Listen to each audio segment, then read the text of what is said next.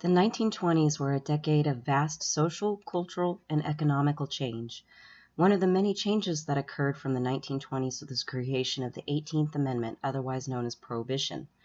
Prohibition created criminals out of everyday people because alcohol to most people was not something that should be avoided. People missed bars, catching up with friends over drinks, listening over the radio with a beer, or celebrating something with liquor.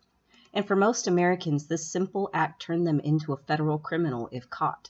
Speakeasies became the norm, especially in large cities such as Chicago and New York. To supply this demand enters Al Capone, an American born in Brooklyn, to create a bootlegging empire based out of Chicago. He created a vast network of gangsters to supply alcohol to these speakeasies all over the United States, and made a name for himself that still resonates in our culture today. But why did Al Capone become so popular? And why could a criminal be considered a hero back in the 1920s?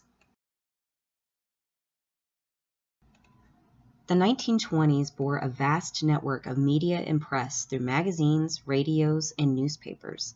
Advertising made products for consumers more enticing because of celebrities.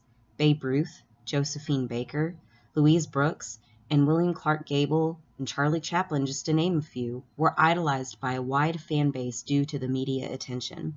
Al Capone realized this and jumped on the bandwagon. Capone made his crimes public, had good relationships with journalists, and they made sure to write glowing interviews in exchange for money.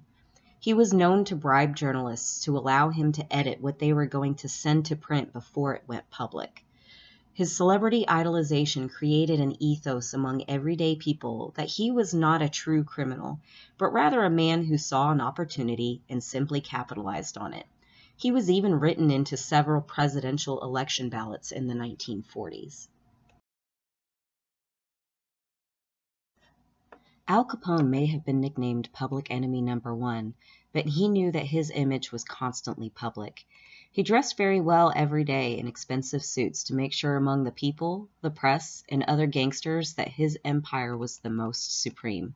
This business attire not only legitimized bootlegging to the public, it made him more approachable to men of power and politicians. They could see Al as someone who belonged in their circle rather than a criminal. On the other side was a man who was only known as Uncle Al. Capone was a family man who put family first. He was married to Mary Coughlin at 19 years old and stayed married to her. He took his only child on vacations, spent time with him, and was down to earth at home.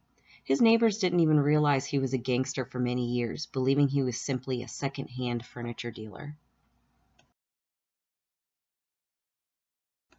There was a rampant and obvious problem among political leaders and law enforcement that Prohibition, also known as the Volstead Act, wasn't working. Law enforcement was ill-equipped to handle such a task as the prevention of distribution and sales of alcohol, and because of this, police deaths soared at an all-time high. One of the reasons it wasn't working was the lack of leadership shown to the people to back this law. Statesmen were known to take friends and associates on boats a few miles out at sea where it was legal to party with liquor all weekend long.